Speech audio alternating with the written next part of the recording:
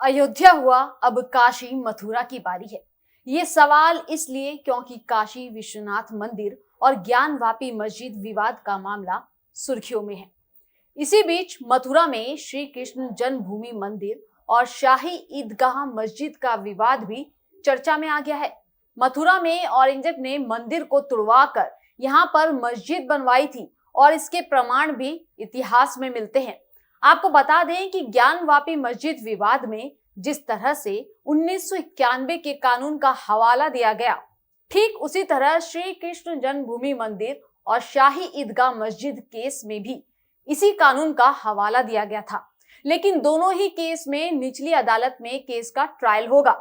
अपनी इस रिपोर्ट में हम आपको श्री कृष्ण जन्मभूमि मंदिर के इतिहास से लेकर श्री कृष्ण जन्मभूमि मुद्दा 1968 का समझौते के बारे में बताएंगे और ताजा विवाद क्या है और साथ ही याचिका में क्या कहा गया था उसकी भी संपूर्ण जानकारी देंगे।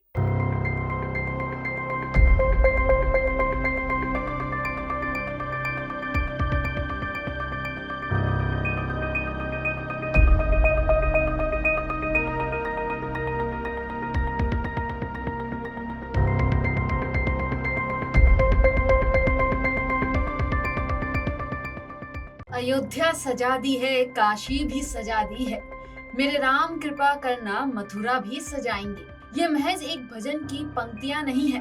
भजन की इन पंक्तियों से जुड़ी है हिंदुओं की आस्था, जो ये कह रही है राम को लाए हैं अब कृष्ण को लाएंगे। आपको बता दें कि अयोध्या में राम मंदिर का फैसला आने के बाद ही श्री कृष्ण जन्मभूमि विवाद सुर्खियों में आया। कोर्ट में लगातार सुनवाई हुई, जिस पर अदालत ने 19 मई को अपना फैसला सुना लिया है। कोर्ट ने क्या कहा, ये जानने से पहले जान लीजिए कोर्ट में दाखिल याचिका में क्या कहा गया। श्री कृष्ण जन्मभूमि की 13.37 एकड़ भूमि को मुक्त कराना, श्री कृष्ण जन्मभूमि से शाही ईदगाह मस्जिद को हटाना, श्री कृष्ण जन्मभूमि विवाद में रोजाना सुनवाई सुनिश्चित करने की अपील की गई है।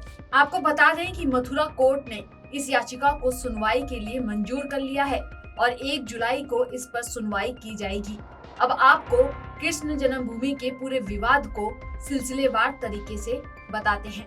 मुगल शासक औरंगजेब ने 1670 में मथुरा में श्री कृष्ण जन्म स्थान को ध्वस्त करने का फरमान जारी कर मंदिर को ध्वस्त करवा दिया था।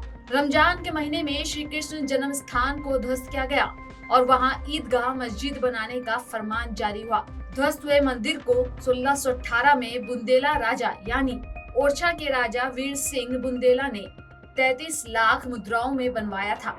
मुगलों का राज होने की वजह से यहाँ हिंदुओं के आने पर रोक लगा दी गई। नतीजा ये हुआ कि 1770 में गोवर्धन में मुगलों और मराठों में जंग हुई। जंग में मराठाओं की जीत हुई। इसके बाद वहीं पर मराठाओं ने फिर से मंदिर का निर्माण किया। मराठाओं ने ईदगाह मस्जिद के पास ही 13.37 एकड़ जमीन पर भगवान केशव देव यानी श्री कृष्ण का मंदिर बनवाया। लेकिन समय की मार और भूकंप की वजह से ये मंदिर जर्जर होता चला गया। 1803 में अंग्रेज मथुरा आए और 1815 में उन्होंने कटरा केशव देव की जमीन को नीलाम कर दिया। बनारस के राजा पटनिमल ने इस जमीन को 1410 रुपए में खरीदा। राजा पटनिमल इस जगह पर फिर से भगवान केशव देव का मंदिर बनवाना चाहते थे, लेकिन वो ऐसा नहीं कर सके। 1920 और 1930 के दशक में जमीन खरीद को लेकर विवाद शुरू हो गया। मुस्लिम पक्ष ने दावा किया कि अंग्रेजों ने जो जमीन बेची उसमें कुछ हिस्सा ईदगाह मस्जिद का भी था।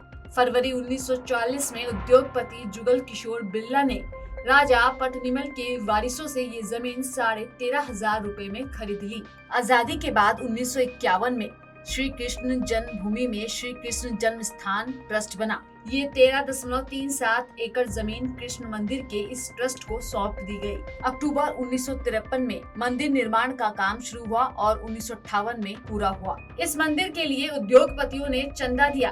ये मंदिर शाही ईदगाह मस्जिद से सट कर बनाया गया। 1958 में एक और संस्था का गठन हुआ जिसका नाम श्री कृष्ण जन्म स्थान सेवा संस्थान था। कानूनी तौर पर इस संस्था का 13.37 एकड़ जमीन पर कोई हक नहीं था। 12 अक्टूबर 1968 में श्री कृष्ण जन्म स्थान सेवा संस्थान ने शाही मस्जिद ईदगाह ट्रस्ट के साथ एक समझौता किया। इस समझौते में तय हुआ कि 13.37 एकड़ जमीन पर मंदिर और मस्जिद दोनों बने रहेंगे। इस समझौते को श्री कृष्ण जन्म स्थान ट्रस्ट नहीं मानता। वो इस समझौते को धोखा बताते हैं। ये पूरा विवाद 13.37 एकड़ जमीन को लेकर है, जिसमें 10.9 एकड़ जमीन श्री कृष्ण जन्म स्थान और 2.5 एकड़ जमीन शाही ईदगाह मस्जिद के पास है। हिंदुओं का मानना है कि जिस जगह पर ईदगाह मस्जिद को बनाया गया है, ये वही जगह है जहां कंस की जेल हुआ करती थी। इसी जेल में देवकी ने श्री कृष्ण को जन्म दिया था। फिलहाल ये मामला कोर्ट में है। हिंदू पक्ष ने पूरी 13.37 एकड़ जमीन पर मालिकाना हक देने की मांग की है। इस बात में कोई शक नहीं है कि मंदिर को मुस्लिम आक्रांताओं ने ध्वस्त कर मस्जिद बनाई, और इस बात में भी कोई शंका नहीं है कि अब इस नारे को सच करने का समय आ गया है। अयोध्या सजा दी है, काशी भी सजा दी है, मेरे राम कृपा करना मथुरा भी सजाएंगे।